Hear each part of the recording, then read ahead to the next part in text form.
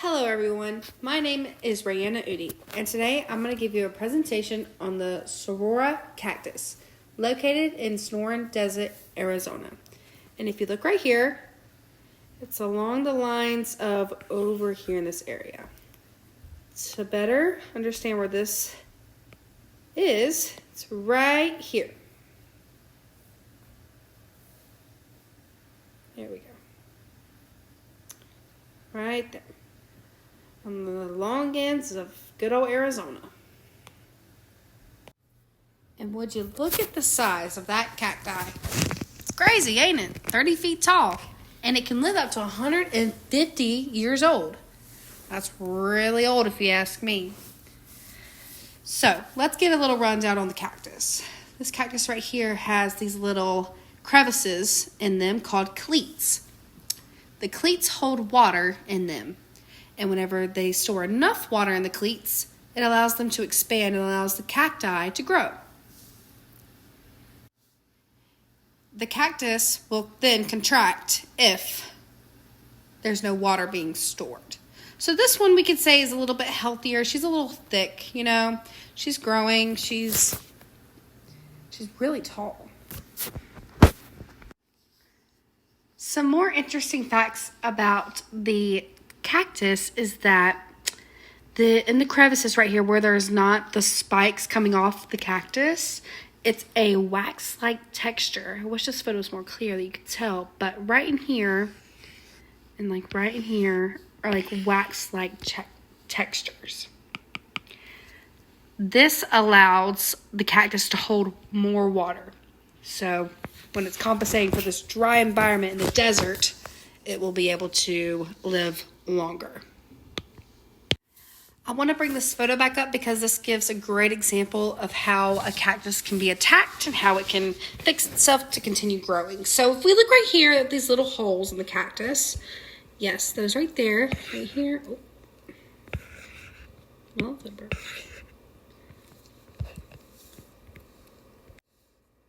sorry about that. This little section right here. We can see that it's been eaten by an animal. And some common animals that would usually bite into this cacti is like a woodpecker. Now the hole has a certain name in it. It is called a callus.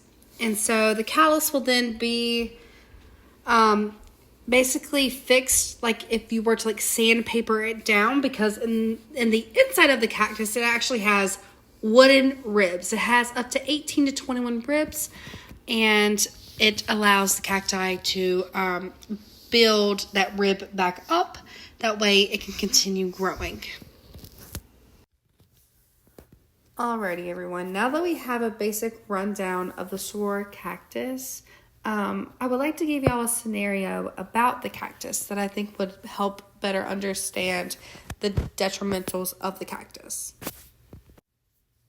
So the cacti is an invasive species, which most widespread damaging of the invasive alien plants in the world. I would like to give y'all an example that's like the saguaro cacti.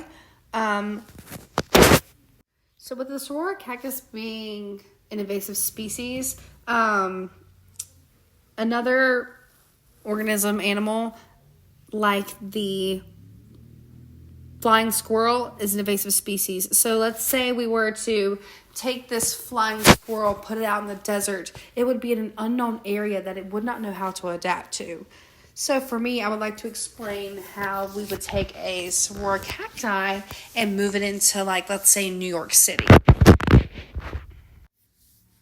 This cacti would not produce as well as it wouldn't produce at all, really. It would not have a highly important effect on the desert as it would in New York City. So the saguaro cactus is highly important to both animals and people, especially small birds. They really advocate nest cavities inside the saguaro's pulpy flesh.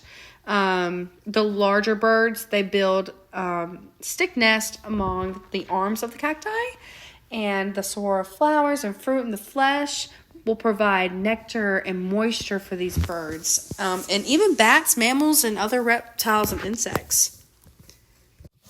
So another question that we could ask is, are there consequences for our creature?